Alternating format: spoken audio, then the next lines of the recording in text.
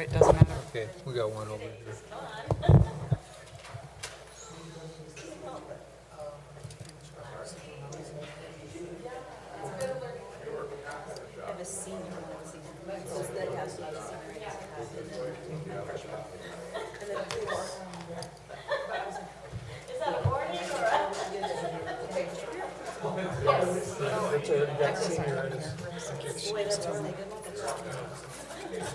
Thank you, yeah, please.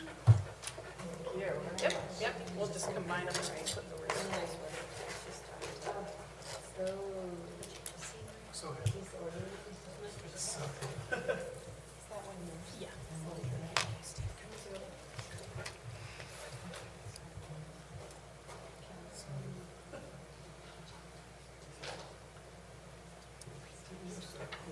Good evening. I think it's about 6:30, time to call the meeting to order. The first item on our agenda is the Pledge of Allegiance. If you all would join me in standing and say the pledge. I pledge allegiance to the flag of the United States of America and to the republic for which it stands, one nation under God, indivisible, with liberty and justice for all.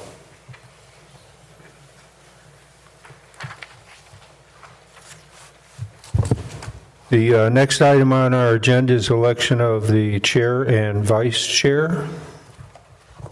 So at this time, I would ask if there are any nominations for the position of chair. Chair Clow, before we move on to that, I'm wondering, because we have at least one new face here tonight, if we could maybe go around and do some introductions so everyone on the Board and Budget Committee knows who is here this evening. That sounds excellent. We can start with Bonnie. I'm Bonnie Luisi. I'm on the Hermiston School Board. I'm Caitlin Gallagher. I'm part of the Budget Committee. I work for Utah Mark Head Start. Terry Vanderstill, part of the school board. Greg Harris, Budget Committee. Jenny Holtis, School Board. George Klaus, citizen. Tricia Mooney, Superintendent. Katie Saul, Director of Business Services. Lily Gomez, Hermiston School Board. Nazario Rivera, Budget Committee, and I work at Consent. Ian Gardner, School Board. All right, thank you. So, did you? I could, but it's an honor maybe someone else would like to have.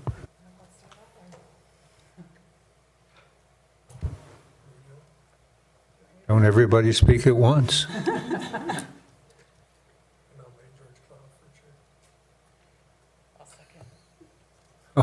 chair. It's been moved and seconded that George Cloud be the chair for this next year. How many years is this now? I don't know, but it's been a long, long time. I feel like I'm going to die in this position at one of these Not years. tonight. Not Sir. tonight, okay. Is there any comments? Thank you. Thank you. We had a motion by Bonnie, Mr. Harris. oh, by Greg, Mr. Harris, and seconded by Jeannie Holthus. Are there any other nominations? And I guess we would move to close the election for the chair. All in favor? Aye. Opposed? All right, thank you. We need to elect a vice chair. Could we have a nomination for vice chair, please? And it does need to be somebody from the Citizen Committee. It does need to be. So that Doesn't leaves, have to be. Oh, it doesn't have to be? Legally, it does not have to be. All members on the Budget Committee are equal in their role on the Budget Committee, so it could be either someone from the board or the community, but we love to have community participation. I think I was on the Budget Committee for 30 years, and that's the first time I knew that. again, we're open for nominations for the vice chair. It's really not a hard job. The chair is even more simpler, I think, but who's our current vice chair, Ginny? I believe it was me who was the vice chair, yeah, but I'm on the board, so. But now we found out, I guess legally, yeah. Missouri looks like he wants to be first. You volunteer?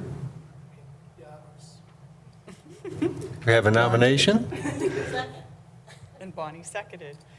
All right, all in favor? Aye. Opposed? Welcome aboard. Okay, the next item on the agenda is approval of minutes from May 16th, 2022, our last meeting we had last year. You should have them in your folder if It you'd should be like. in the front pocket of your binder, right inside the front cover.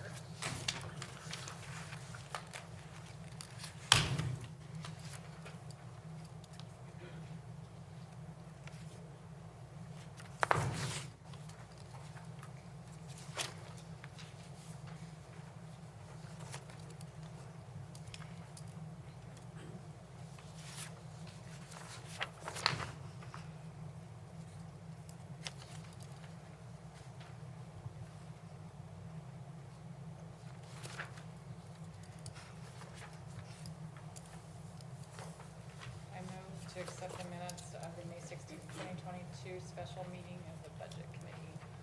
Had a motion to accept the minutes as presented. Do I have a second? Second. All in favor? Opposed? The minutes are approved. Now, we get to hear from Katie. Ms. Saul, you're on. Thank you. So let me just pull up our presentation here for tonight.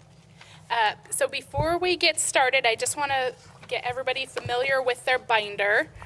So like we've done in the past, in the binder, you will find in the front cover, behind those meeting minutes is the budget message from Dr. Mooney. We won't read this out loud. At one point, we used to do that. We don't do that any longer. But we will talk about some of the highlights from this as we go through our presentation, but it is there for your reading. The agenda is there in the front, and then behind the red tab is our calendar of events. And it starts back in February when the board first started their planning parameters. And then up to today where we have May 1st is our first formal budget committee meeting. And then we're planning to come back here on May 15th for our hopefully final budget committee meeting of the year. But if we need to schedule another one, we would do so between that May 15th and the June 12th. That June 12th is the board's last meeting of this fiscal year, of which they would be able to adopt their the budget to meet the legislative requirement of a June 30 adoption date. So that is our target at this point. And like I said, if we need to add more dates, we can. Every school district does it a little bit differently, and this has been our process for the last few years. We'll present the budget here tonight. We'll talk about it, answer any questions, hear from the public if there's any public comment, and then you will be welcome to take the information with you if you'd like, review it, contact myself or Dr. Mooney if you have any questions, and then we'll all meet back here on that May 15th date. If there has been any changes or proposed changes, we would talk about them at that time. We'll have another opportunity for public comment, and then the board or this group would then hopefully approve the budget, and then it would move on to the board for adoption, and then this committee's tasks would be done for the year after it approves the budget. But so that is our calendar as of this time. Behind the next tab is our budget committee members, and when your current term is set to expire, we joke a little bit that once you're on the budget committee, it is a life term, so you can just ignore those end dates. And then behind the next tab, the blue tab there, will be a copy of this presentation if you'd like to follow along and take notes. And then behind the yellow tab and green tab are actually the budget document informations that we'll go through. As part of the presentation, we'll flip to those pages and talk about them, and then we'll have a chance to review them as well. So, without further ado, is there any questions before we get started? Okay, well, we will just dive right in. So, kind of our topics for this evening, we'll have just a brief overview of what the Budget Committee does, what our roles are. We already talked about our calendar of events, so we can skip past that. We'll talk about revenues and expenditures and how the budget process works for school districts in Oregon. We'll review our current year planning parameters and what we're trending to look like at the end of this school year, because that obviously helps build next year's budget with our ending fund balance. So, and then we'll look at our budget planning parameters for next year, and then go through and start looking at all the details of the proposed budget. That public comment period, and then we will have a budget committee discussion time. So the budget committee, every school district in Oregon is required to have a budget committee, and it's equal members, board members, and community members. So for here in Hermiston, we have a 7-member board. So our budget committee is actually a 14-member committee made up of both community members and our board members. And as I mentioned earlier, everybody is on equal playing ground here in the budget committee. So anybody is welcome to make a motion or serve as either the chair or vice chair. Your main role in this committee is to receive the budget message. That is a requirement of Oregon local budget law. And then review the proposed budget, examine it in public meetings, and then provide an opportunity for public comment. And then after it's approved, you'll send it on to the board for that final adoption. And after we get done with the approval process, the budget committee's role rests until the next budget year. So you don't have anything else to do. It's a pretty simple committee, really, but a very important one nonetheless. The budget committee is each position on the budget committee is a staggered 3-year term, but like I mentioned earlier, we have long standing membership in our budget committee, and it's very helpful to have that information and really come in and we're ready to go and have the history of our district and the processes, but we always like to have new members as well, so welcome aboard. At the first meeting, as we just did, we elected our presiding officers and vice chairperson. Brianna is here taking minutes this evening for us. Ms. Corderia, thank you. And so all of this information, because it is a public meeting, will be available to the public. Both they can either watch it live tonight or access that recording at a later date if they'd like as well. Or they can request the meeting minutes also. Because it is a public meeting, we had strict public posting and advertising requirements that we had to meet. And if we look at our calendar here, you'll note at the very top of this little snip, we actually posted this notice in the East Oregonian April 11th and April 15th. You might have seen it. And then it's been on our district website since that same time. So anytime you access the district's website, you've seen that. I won't say annoying, but very intentional post pop up and remind you that there is this upcoming meeting taking place. So we've met all of those requirements, and here we are this evening. So any questions so far? Sometimes I get going fast, so you have to just, okay. So education funding in Oregon. It used to be that each school district in Oregon would essentially levy their own tax rate to their local community and generate whatever revenue they needed locally. In 1990, Measure 5 was passed, and it created the formula funding for school districts in Oregon, really to try to level that playing field and so that districts, regardless of their size, or excuse me, regardless of their economic makeup of their community, were funded equally, whether they were in Burns, Oregon, or Hermiston, Oregon, or Portland, Oregon. Everybody was using the same is now using the same funding formula. That funding formula is essentially $1 per student. We actually use average daily membership weighted. That's ADMW is how we refer to it. And what it does is it looks at the daily membership of each student as a percentage, or so an FTE essentially. And then there's additional weights for certain programs like special education or English language learners, pregnant and parenting, poverty. So all of those weights made up from the demographics of our local community then go into calculating what our total allocation of the state school fund is. That is our primary source of funding for schools.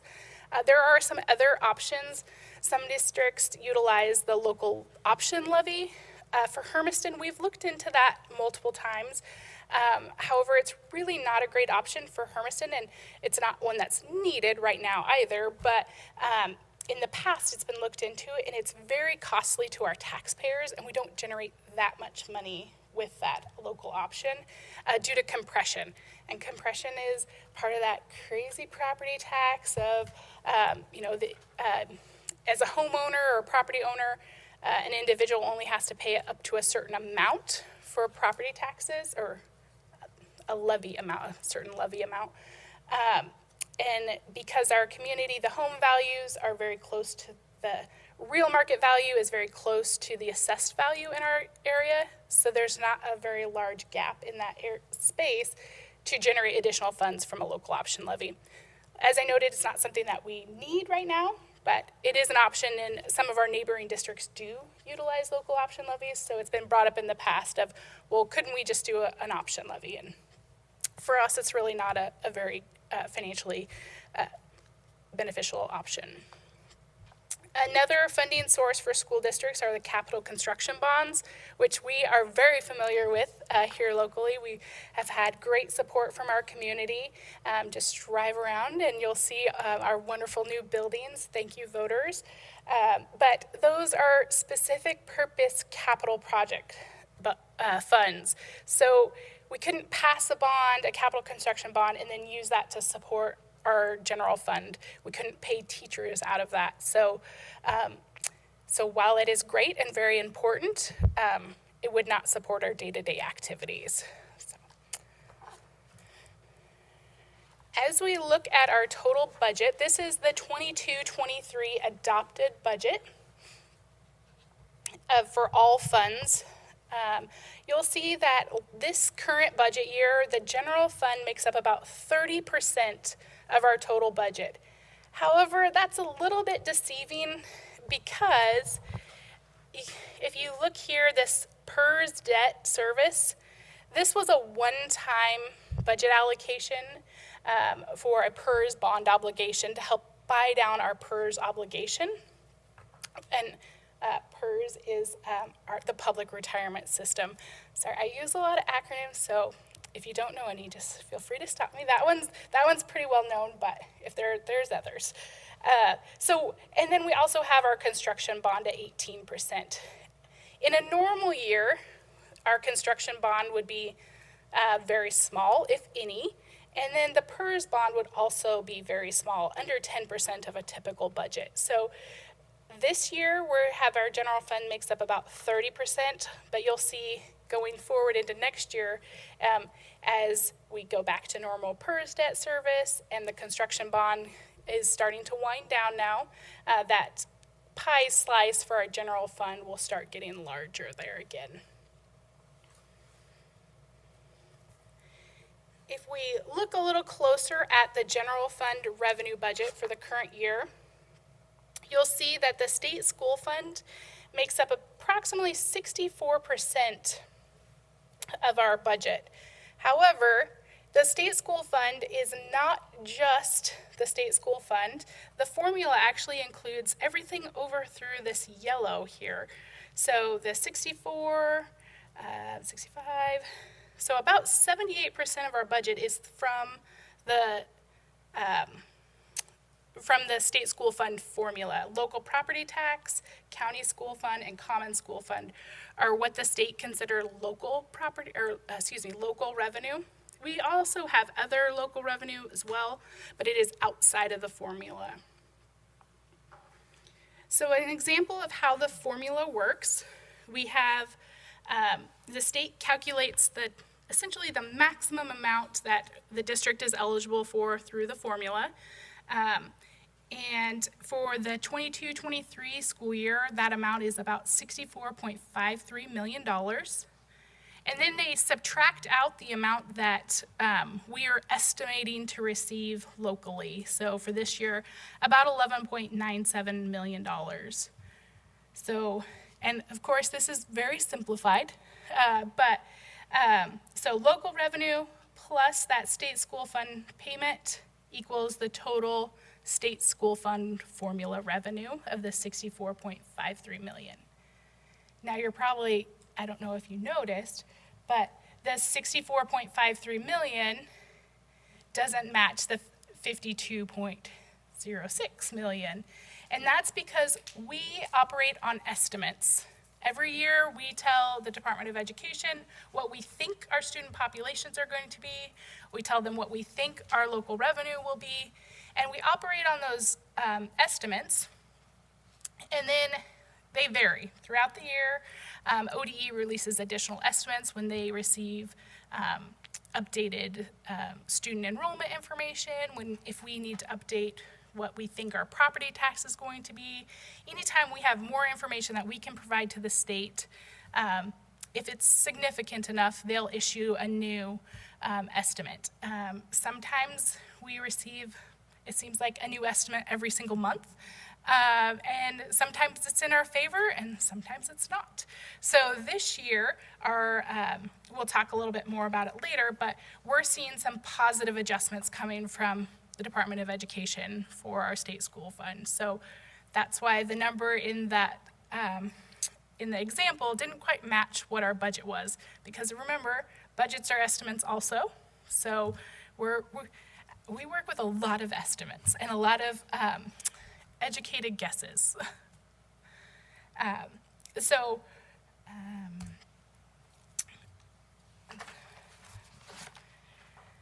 when we talk about expenditures in the state, one thing that is nice for school districts here in Oregon is we all utilize the same accounting structure, and we refer to our Program Budgeting and Accounting Manual, or PBAM, and that is where we find all of our details for our accounting structure. School districts use a 16-digit budget code and then a 3-digit account code with it. So the budget code basically says who's buying it, and then and then the account code says what are we buying.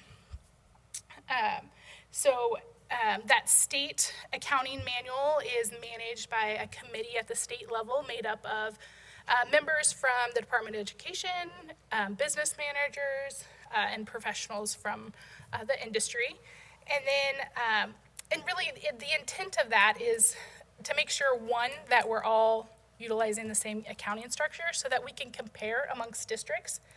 And two, it helps that when we submit our data to ODE, then they are combining all of that and then rolling it up to the federal Department of Education. So utilizing that same or common accounting structure really helps for that process as well.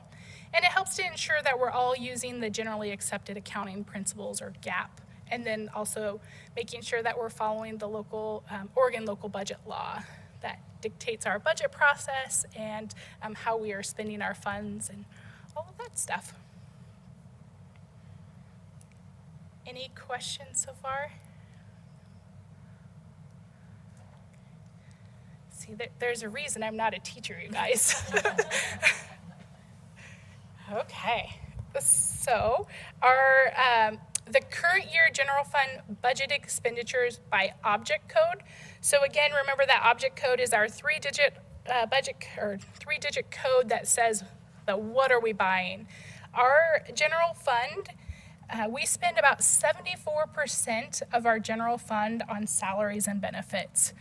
And that's common throughout the state and most school districts really nationwide.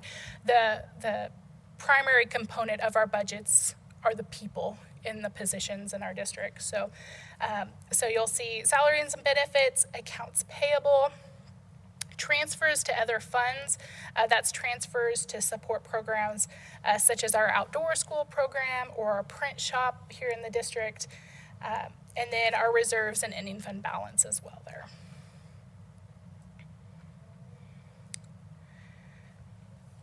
So for this current budget year, the board set the budget planning parameters of a 10% ending fund balance, flat ADMW, so no growth based on, so last year they were talking about no growth from 21-22 to 22-23. Then it was the second year of the biennium, so it was pretty straightforward on the state school fund estimate. And then they said if we needed, we could access up to $750,000 from both the biennial reserve fund and the PERS reserve fund. As of the February board report, it is not looking like we will have to access any of those reserve funds. And then with that additional revenue coming from the state school fund, because there's a couple different reasons. Our ADMW is actually higher than what we had projected it would be when we were looking at it at the budget time, both because of our student populations are starting to recover from the pandemic, but then also statewide enrollment is down.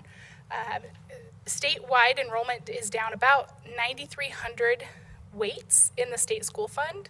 So if there's less essentially weights to divide up the pie of money, there's more per weight that is there in the school district. So the dollar per ADMW is going up. And then also we're seeing that a little bit additional ADMW as well. So at this point, we don't think we're going to access the reserve funds this year, and we will easily meet our ending fund balance target. As of right now, we're expecting it to be just over 14% of the current year revenues.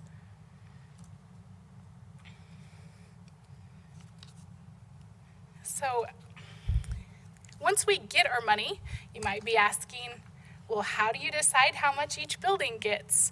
And the district allocates first staffing. Because it makes up, almost 75% of our budget, we have to say, where are our staffing needs across the district? We use a teacher to student ratio, and it's smaller at the elementary school and then grows a little bit higher once you get up to the high school level. But using kind of those best practices of what does an ideal classroom size look like, and we target for that. And then the same with our classified staff, but we also look at program needs. We have, some specialized programs at some of our buildings in the district. So obviously, there's going to be more classified staff needed to help support those specialized programs. But still looking at that, staff to student ratio in those programs as well. And then after we determine what our staffing needs are, and we then look at, our overhead costs. What are our utilities expected to be? What are, our account payable agreements that we have in place, our professional contracts in place? And then we look to our to all of our buildings, and we allocate based on student enrollment, and we use an allocation per student so that it's even across the district. And this is the allocation summary for elementary school for this current school year. And you'll see in the green is the current year allocation, and then just to the right of that is the last year allocation. And you'll see that some of those buildings had significant decreases from last year. And it goes to the fact that we just opened 2 brand-new buildings and redistrict all of our boundaries. And the populations in those, in some of those buildings were greatly reduced. So we've been working through a process of, okay, now you have a new budget. What is our process to manage now this smaller budget, which should be, we should be able to do with reduced teachers in those buildings, reduced staff members, or excuse me, reduced students as well. So that has been the process this year. That this is the same process that we're using for the 23-24 year as well. It is essentially just a very simplified version of the state school fund. There's $1 per student, and we use estimated enrollments. Okay. Are we ready to start talking about the real matter here? So for 23-24, you're going to say, now these look pretty similar to last year. The budget planning parameters that the board set are 10% ending fund balance target. And I should point out that the board has a board policy that they'll end no less than 8%, but it's been a long-standing practice that we actually target just above that so that we are nimble enough if something were to change mid-year at the state level that we would still meet our board policy and be able to honor our employment contracts, our staffing, and really prevent any cash flow issues. Our student enrollment growth, we again set a target of flat ADMW, and that is flat from the current year. So a little bit higher than what we had projected last year, but flat from the current year. And what we do is we use our most recent student enrollment report. We roll all of those students up to their next grade. We assume that they're going to stay in the same programs if they're part of any program right now, like special education or ELL. And then we roll those seniors out, and then we bring in a fresh class of kindergartners, and we've been using a kindergarten class size of about 350 students. So that is our process, and when we do that, we see that our enrollment is really about the same as where we're at right now. It looks like it's going down a little bit, but then when you consider more kindergartners are going to be eligible for programs like English language learner, and that's an additional half of weight. So it helps offset some of the larger class sizes that have been graduating and those smaller kindergarten classes that are coming in. For the state school fund estimation, the district is using $9.9 billion, split 49-51, so we'll receive 49% of that, our allocation in year 1, and 51% in year 2. That's historically how the state has split the state school fund, just acknowledging that typically in a biennium, the second year is going to be more expensive than the first year with staff roll-up cost and just general inflation. There is a lot of talk around the state.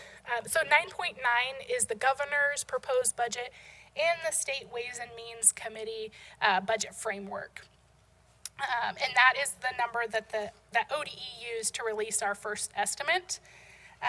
There is a lot of lobbying throughout the state to get to 10.3 billion. However, at this time, we're not confident that we'll get there this year. It's something that we're still helping to lobby for as well, but we want to make sure that what we're budgeting for is something that is safe and financially responsible. So we're going with what we know to be true as of today, and that's that $9.9 billion. With that, we're also, the board has authorized accessing the biennial reserve fund at $1,450,000 and the PERS reserve fund at $1,250,000. And that is only if it is necessary to support programs and to maintain our ending fund balance. if we're in a position like this year where additional funding becomes available or our enrollment continues to trend upwards, we won't access that, or we won't access it to the full extent it's been authorized. But if we don't build it into the budget, then we can't utilize it. So if anything were to happen and our enrollment were to come in under our projections, we would be in a cash flow and a budget situation to be able to maintain our programs across the district. So it's very important that we have those reserve allocations set up so that if we need them, we can access them. But again, just like your normal savings account, it's great to have and have readily available if you need it. But if we don't need it, we're going to continue to save it for when we really do need it.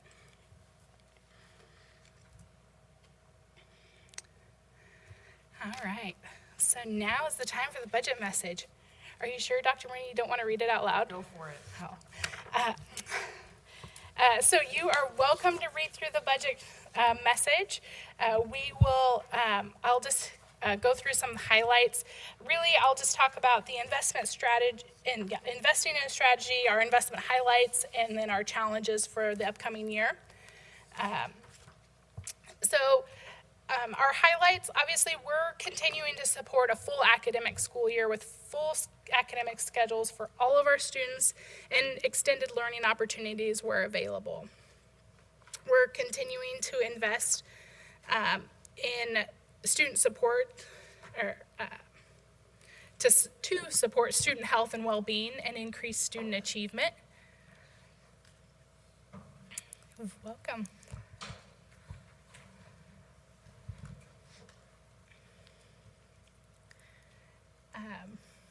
We're continuing to target professional development with robust curriculum and training for all staff. And we are intentionally investing in wages and benefit for district staff. And we'll come back to that one in just a minute when we talk about challenges. And our ongoing construction projects related to the voter-approved funding. And then also, we're continuing to focus on addressing maintenance projects throughout the district so that they don't become deferred maintenance projects and create additional financial burdens later. Our investment challenges. We continue to have historically low enrollment. While I mentioned earlier our enrollment is starting to trend upwards, it is still significantly lower than what we've seen pre-pandemic. So that is something that we'll face at this point. We're not sure how long, indefinitely at this point. And then there's continued uncertainty of state and federal K-12 funding, particularly as we know that federal COVID relief dollars are coming to an end. Some of those funds are ending in September of 23, so just here in a couple months. And then the largest allocation of those COVID relief dollars will end September 2024. So essentially we have 1 year to continue to utilize those funds strategically and being mindful that we're not adding positions or ongoing or expenses that have ongoing costs that would need to be backfilled when those federal dollars go away. There's continued uncertainty of additional sports required to address our ongoing student needs.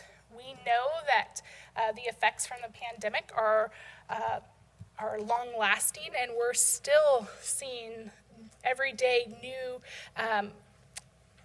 needs for our students and what that looks like. So that is certainly a challenge.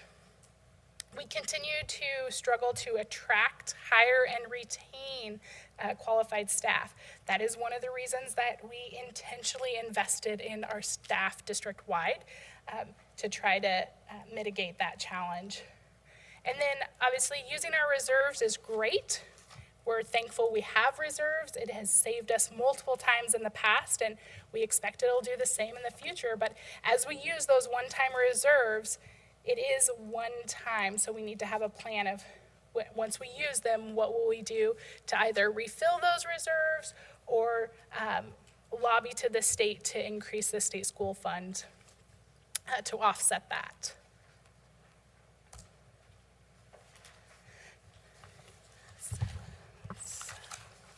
So this is our proposed budget for all funds. $183,856,472 is the total proposed budget amount for 2023-24. So you'll see that general fund amount is starting to grow again, back up to 47% of our total budget. Special revenues at 25%, our debt service 14%, and that PERS debt service that last year was 25% is back down to 4%, which is more normal for that fund. And then our construction bond down to 10% as we continue to spend down those funds. As we look at just the general fund, again, you'll see salaries and benefits for this upcoming year are projected to be about 74% of our total budget, general fund budget. Accounts payable is still about 16%, and then transfers down from $250,000 to $150,000, and then our reserves and ending fund balance down to 10% again.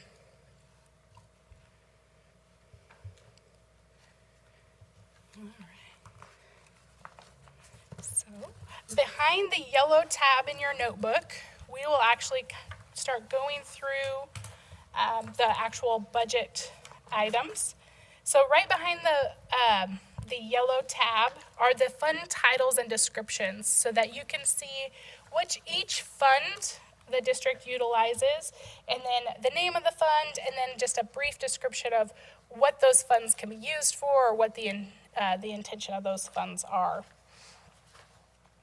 It's important to note that as you're going through that fund title and descriptions, that Fund 202, 203, 206, 222, 258, and 401 are no longer being budgeted in this current year, but they have to remain in the budget document for historical purposes. So in the budget document, we'll show 2 years of actual data, and then the most recent budgeted, and then the current year budget. So a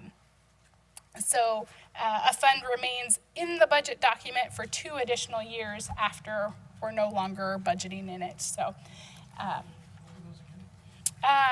yes, 202.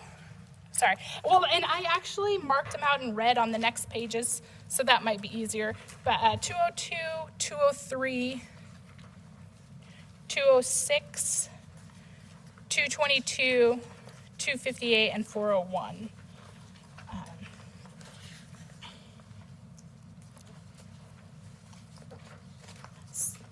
So as you look at the revenue pages, anything that's marked out in red are those funds noted above.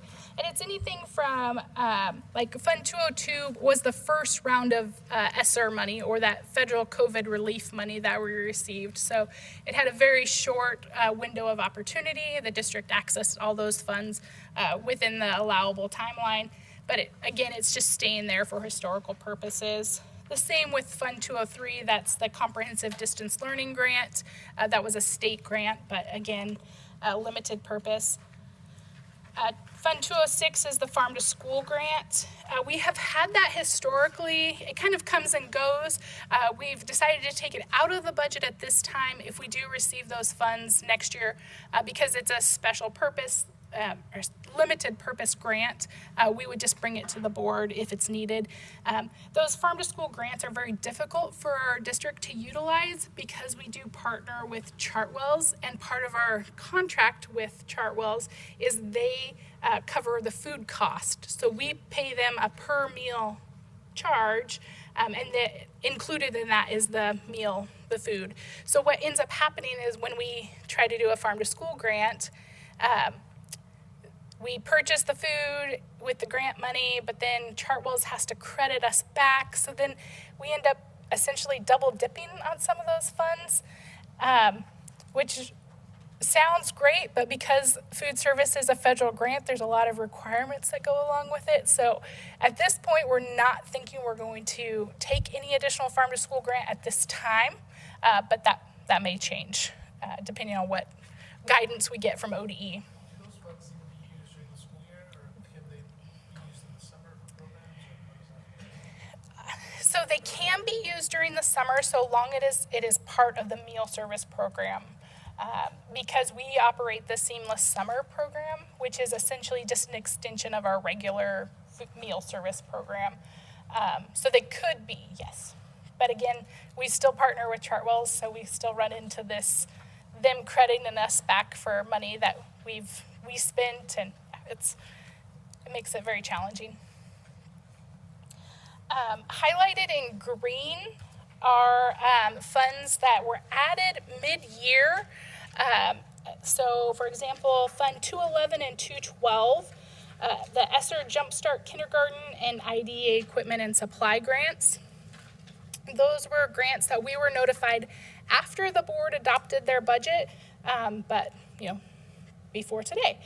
So what we do with those special purposes grants, the board can adopt that budget through a supplemental budget process just at a regular board meeting. So we've done that. And then, so if we flip back to page 1 of the revenue, there should be some yellow highlights. I just wanted to point out just those 3 items particularly. The interest on investments, we are moving from a budget of $250,000 up to $575,000. And that used to be the budget, or very close to the budget figure that we used in years prior. But then we started seeing our interest earnings go down with just the nature of the banking world and the interest rates that we were receiving. However, interest rates have come back very strong, so we're projecting that interest revenue will continue to stay high like it is this current year. So we've increased our budget there.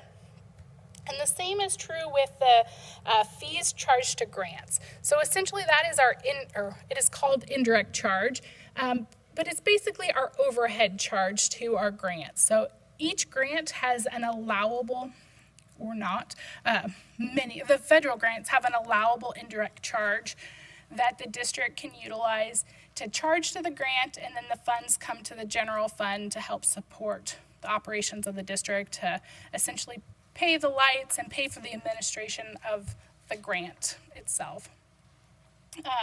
So typically we charge about 1% to our federal grants, but we have a couple grants that are large grants, and they have a 5 or just over 5% indirect fee that we can charge to it. So that can generate some real dollars. So we went ahead and budgeted for that increase here in the general fund. Now keep in mind that will probably come down next year or in a couple years when that federal ESSER funds are all spent and we go back to using our traditional 1% grant indirect charge. And then lastly on that page is our interfund transfer. You'll see it moved from 1.5 million to 2.7 million. And that is the budget for the transfer from the PERS reserve fund and the biennial reserve fund.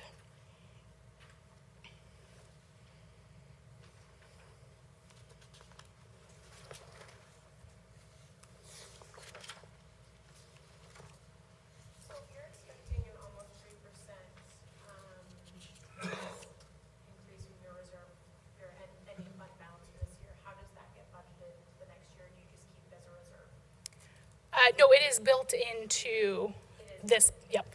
So if you, the beginning fund balance, so in 22-23, we budgeted $13.5 million, but this year was also budgeted as a deficit spending year to utilize our reserves. So going forward into 23-24, we're expecting a $12.1 million beginning fund balance.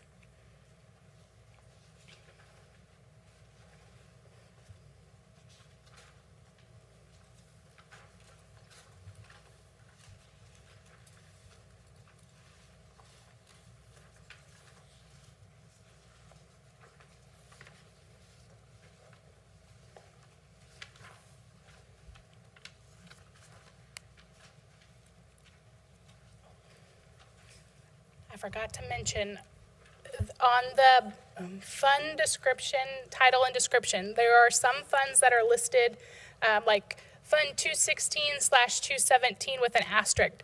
Those are grant funds that rotate between Fund 216 and 217 each year because federal grants, the initial award period goes through September 30 of the following year. So we have to allow for that grant spending time into our new fiscal year. So what we do is we just go back and forth between those two funds because we have to track the new money and the old money separately so that when we report it to the state, we can clearly say this is from 21-22 and this is from 22-23 monies.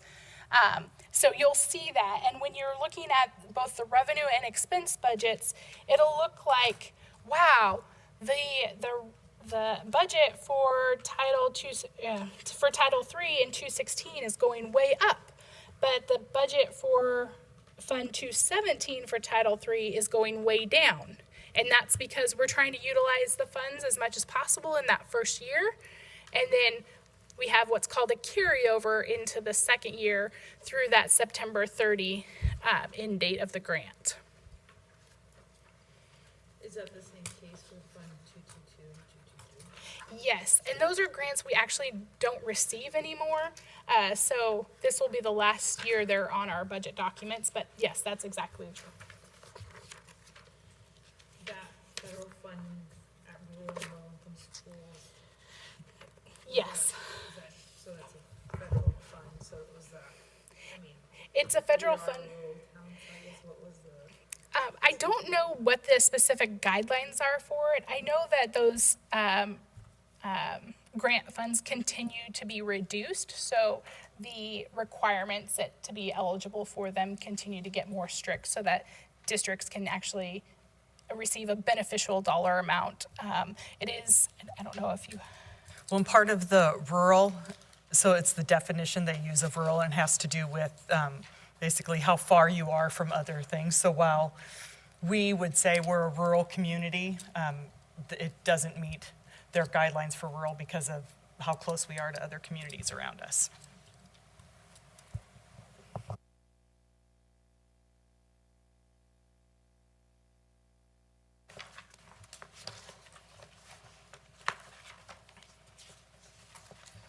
I'm just curious too, so I know all the ADMWs are influenced by student population, but with Hermiston growing in size, did that influence anything in our budget, what's allocated here, like our side of the state?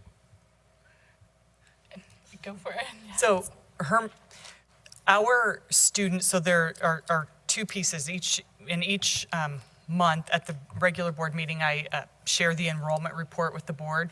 So that looks at just like number of kids in desks on any given day. And then the ADMW is actually the funding piece, which takes into account the student, but also any extra funding for that student for if they're in special education or English language learners, pregnant parenting. So our enrollment, when we look at our enrollment, we are down from where we were over the past 5 years. Our student enrollment is down. But as Ms. Saul said earlier, when across the state, there's a reduction in enrollment. When you look at birth rates across the state, you know, the lower class sizes are down in enrollment across the state. So that also plays into the funding piece. But when we look at just like number of students in desks right now, our enrollment is down. Also, you know, that's attributed to the online, the ease of being online and not being in brick and mortar.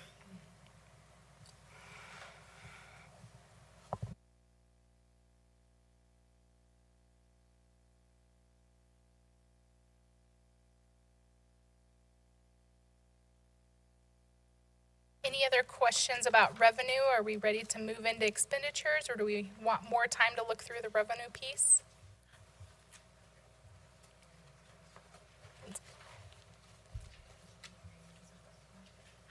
Who it is? Oh. We'll have an opportunity for public comment. So, yeah.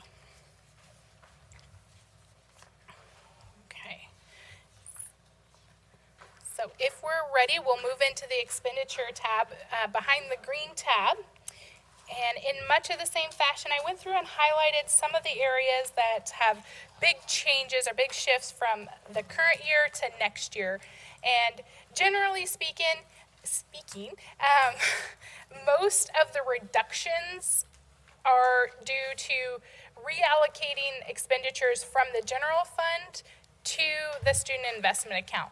For example, on page 2 of the expenditures, under function 2115, district student safety, you'll see that the current year budget is just over $400,000, and we're moving that down to $195,000 because we're moving our student resource officers, which is a partnership we have with the Hermiston Police Department, from our general fund into our student investment account. We're not doing away with our student resource officers. We've recently made a very large investment in that program and something we wish to continue.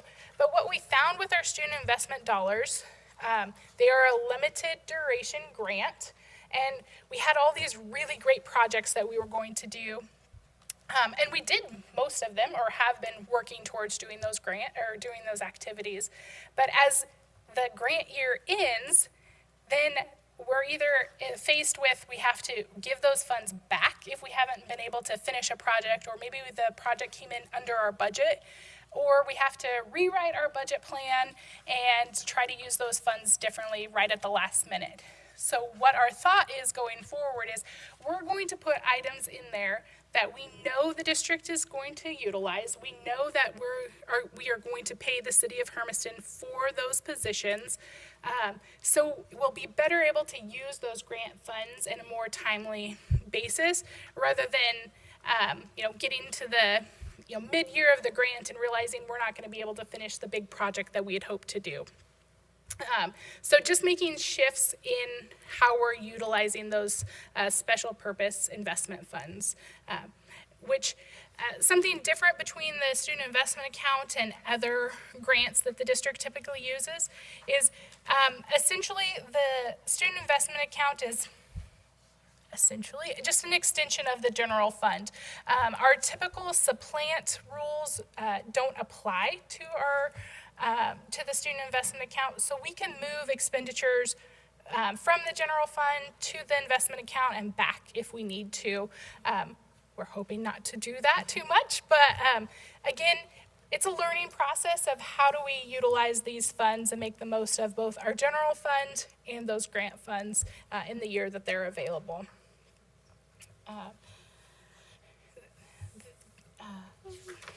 Going back to page 1, you'll see highlighted function 1140, the pre-kindergarten program.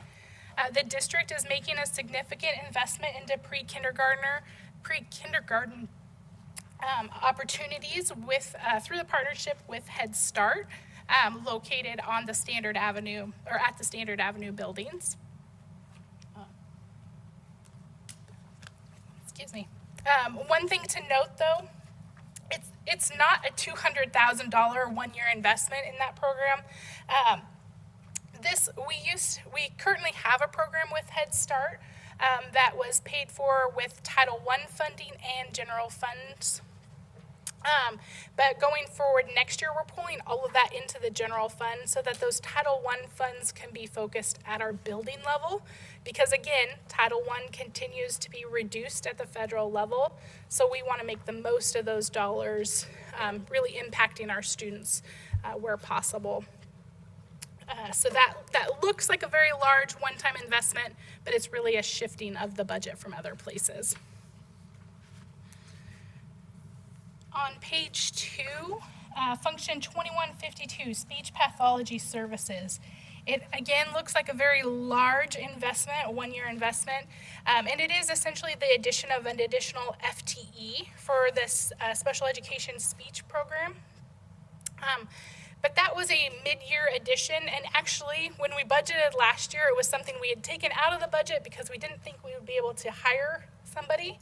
We didn't think the position was going to be necessary for our student requirements at that time, but lo and behold, mid-year, we determined that that was a need that our students needed. So we went ahead and added it mid-year because we had the funding available. So now we're building that into the budget to have all of those positions fully filled for the entire school year next year. And then on page 3, a significant investment in the curriculum development, function 2213.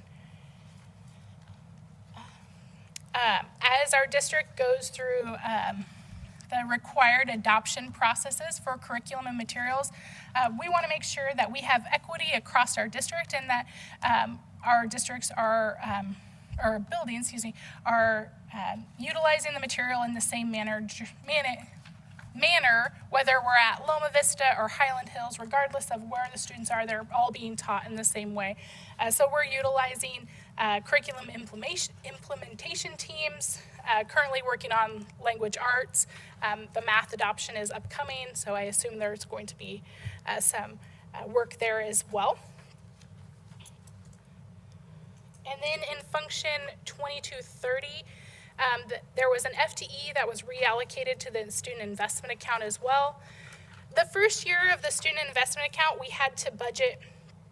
We weren't certain how much, if any, of that student investment account we were going to receive.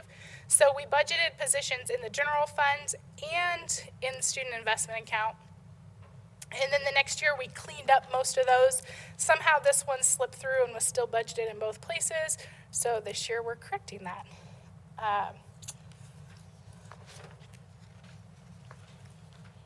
On page 4, function 2550 is student transportation. You'll see a significant increase, and that is a placeholder for our new transportation contract. Keep in mind that 70% of reimbursable transportation, or 70% of transportation is reimbursable. Home to school transportation is reimbursable. So we've already built that 70% into the revenue side of the budget, but we have to have the placeholder for the expense as well. Under function 2649, other staff services, the district is implementing a staff mentor program, or new staff mentor program. This was the first year for that program, and it's slowly developing. Again, in an attempt to address our, attract, retain qualified staff. On page 5, under function 5200, you'll see the reduction of the transfer of funds. It used to be $250,000, now down to $150,000.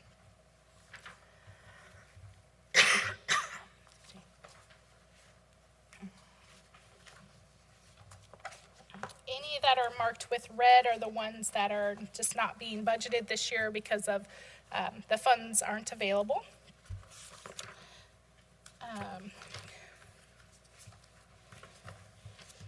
If you skip ahead to page 21, you'll see in Fund 309, I just wanted to point out where that big change in the debt service, or PERS debt service was.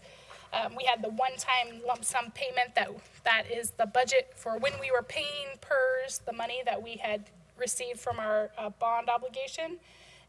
Obviously, it was a one-time payment, so we don't need to budget that going forward. Also on that page is Fund 401 at the bottom. That is our Awesome Grant, the Oregon Capital School Improvement Fund matching grant.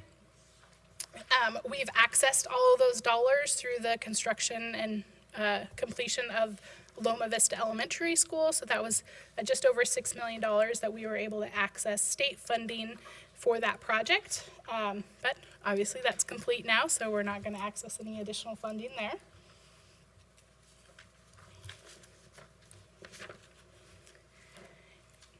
And what I provided tonight is just the function overview. I have all of the detail budget, but it's 187 pages long. And to be honest, it's kind of overwhelming when you're talking about a 16-digit budget code and then, account codes from 1 to 820, or excuse me, 100 to 820.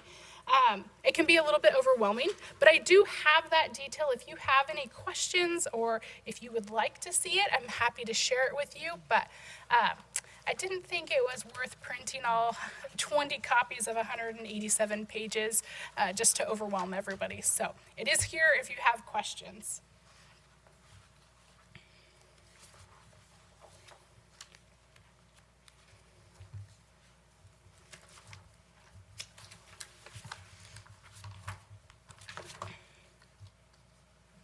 Question on 2550, and you might have touched on this when you said 7%.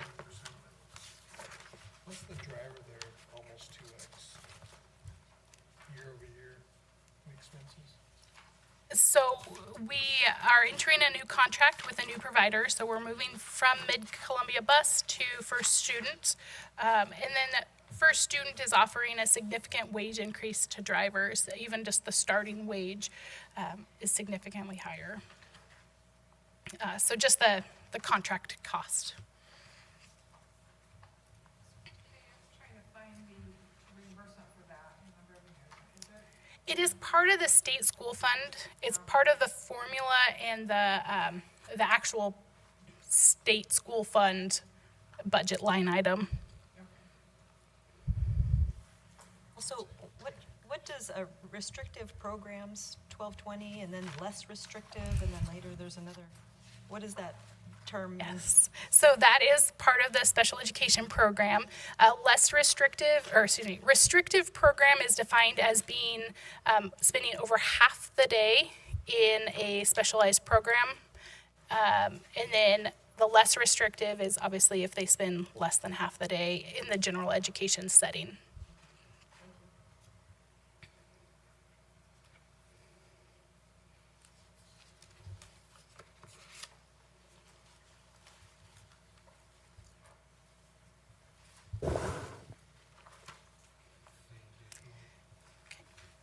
Any other? Oh, yeah. I do. Number 279, student body. What is that? So those are student body funds. So the middle school and high school all have student body funds for their clubs and activities. And we budget high because, one, we don't know what type of activities they're planning to do. This is everything from FFA to choir, even football has an ASB account. So depending on what type of fundraiser activities they're doing, or if they're going on any large trips, a lot of times what they'll fundraise for multiple years and then go on one big trip. In the summary, it looks like it's just one line item or two line items, but each actual club has their own account number, and we track each one individually when we look at all of the details.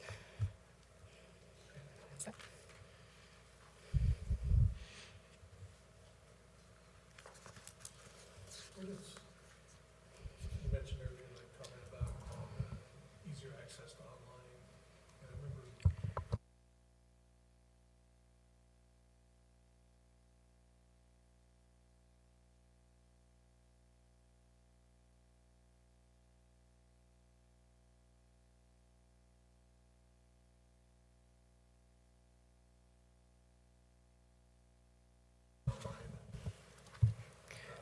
enrollment there, and that was supposed to bring in students, and I'm just curious where that ended up. So Hermiston Online, I think originally was meant to stop the gap, from students leaving to go to an online program. And with changes in legislation and obviously COVID didn't help, a lot of students did go online. What we've noticed, and we do have some students that are still in Hermiston Online, but across the state, if you look at online programs, graduation rates aren't great. And we know that the way for us to connect kids is to have them in classes with teachers. So we have, we've tried to make the online path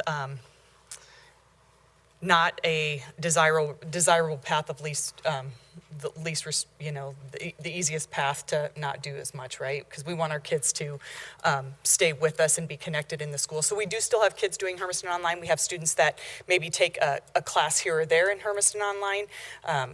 But I think our total students that our full-time Hermiston Online right around, it's less than 50 now, just because we try and keep them connected to our programs. And with Hermiston Online to be involved in extracurriculars, any of those things, they're the same attendance requirements. There are behavior enrollment report, and we can pull up withdrawal entry codes and find out where kids are going. This time of the year, as especially, we're getting toward the end of the second semester, kids that are credit deficient, this is where we see kids go to, Baker Online to get easier credits. But it is, when you look at data across the state, graduation rates aren't great with kids that are in 100% online. It takes a lot more. That's a rare kid that really can thrive in that environment. And so we like to keep our kids with us and keep them connected as much as possible. And if they're a Baker, then they're not eligible to do extracurricular activities, is that right? Yes, they are. The law says that they can go to an online charter, and if that online charter doesn't offer any extracurriculars, and it's the things outside of the day. So students don't get to come in and take like choir during the day, but they can come and play any sports, anything that's after school, before or after school hours. But you get charged for that since they're not enrolled? The board, actually, that's a conversation the board will be having in July about what those fees would be, because we don't currently charge a pay-to-play fee for any of our kids. So kids that are coming from another school haven't been charged, for example, if they come from Baker Webb. But we can, there is a fee structure, a set fee that the district can charge, and it's outlined in ORS about what we can charge to students that are coming in to participate. It goes to the Baker School District, and actually the Baker School District, 80% of it goes to Baker Webb Academy, because the Baker School District holds the 20% they keep for whatever services, and because they're the charter. So 100% of our ADMW goes there, and the kids can still come here.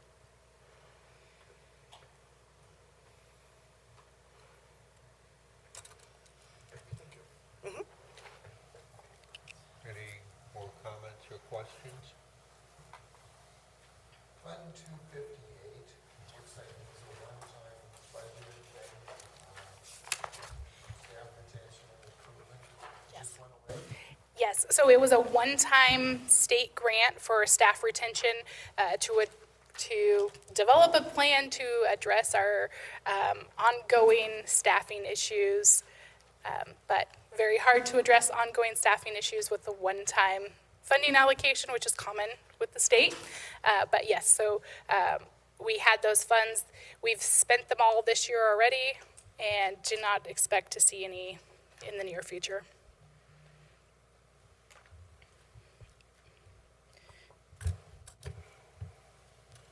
Are there any additional questions, comments?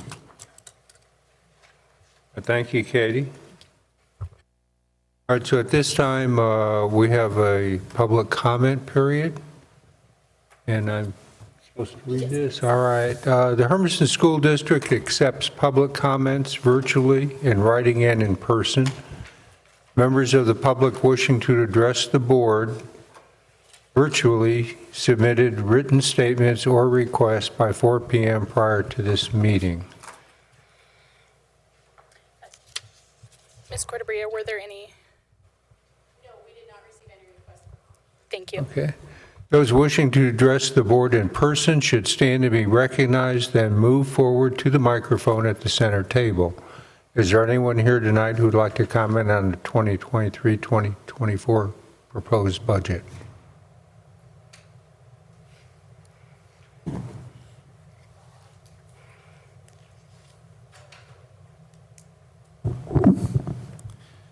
Mr. Chairman, members of the Budget Committee, my name's Roy Barone, and I just have a question, more of a comment about the enrollment figures.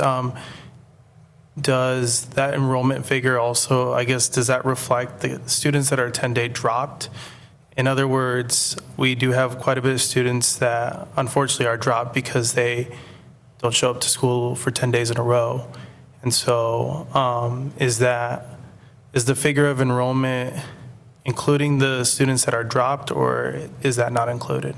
So the enrollment figure that I share with the board each month, as of the date of that report, it would not include students that are 10-day dropped, only active students, which is why generally around the first report in January, we see a dip because not everyone's back from their winter break yet.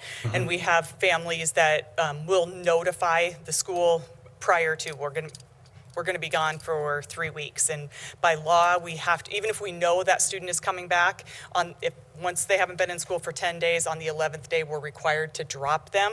And then if they show up on the 12th day, they can be re-enrolled, but there is that cycle. So a student could, in theory, each enrollment report, depending on when they're at school, they may or may not be counted.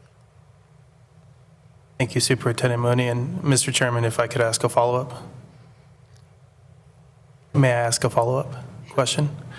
I understand that enrollment across the state has been very volatile, and I think it's a lot has to do with the 10-day drop. What can the school district do, I guess, to support these students and help them come back? I know COVID absolutely had a huge impact on that. So I don't think it's anything that the school district is doing in particular for these students that are not come back. This is happening statewide. And I understand that also law enforcement has their hands tied as well with being able to, I guess, hold parents accountable and bringing their child to school. So I guess what creative solutions, or I guess what solutions are we trying to work towards to support these students to come back to school? I think that, and part of what I talked about with Mr. Harris too earlier is the connections that our kids have with adults in the building. The majority of our kids don't come to school on a daily basis because they're going to learn something. They come to school because their friends are there, or because they have an adult connection, because they are involved in a club or in athletics activities. There's something else that drives, brings kids into school. There's a reason they show up. For some of our kids, it's the safest place to be. So it continues to be, I think, the relationships that our teachers are building every single day with our kids in classrooms. And I think we have really made an effort to expand other opportunities outside of just the classroom and classroom opportunities as well. We have a very robust CTE program, and part of that is how are we connecting kids in a different way. So it's about all of those different things, not necessarily trying to be everything to everyone, but trying to be something to every kid and find a connection. And even our kids, we have kids sometimes that will leave us and go to online and then come back. There's not an easy answer right now, but it continues to be, all of the outreach. We have the care wraparound program where our social workers, behaviors, all of those pieces, trying to make connections with students and with families and bring our kids back. Superintendent Mooney and Chairman, I thank you for allowing me to ask questions. Thank you. Thank you. At this point, we can open the floor up again for discussion. If anyone on the committee has any additional questions or comments, it's your last chance today. You get one more next week, or 2 weeks from now. Thank you, Katie, for all your hard work that you have put into this. I know it is a grueling part of the year for you, but we certainly appreciate your diligence. Thank you. I would definitely second that. You make it easier. It's not easy, but you make it easier than it is, so thank you. With that, I'd like to just make the announcement that our next meeting will be the same time, same place, but May 15th, 2 weeks from tonight. And I look forward to seeing you all then. Take your books home, study them, there'll be a quiz. Memorize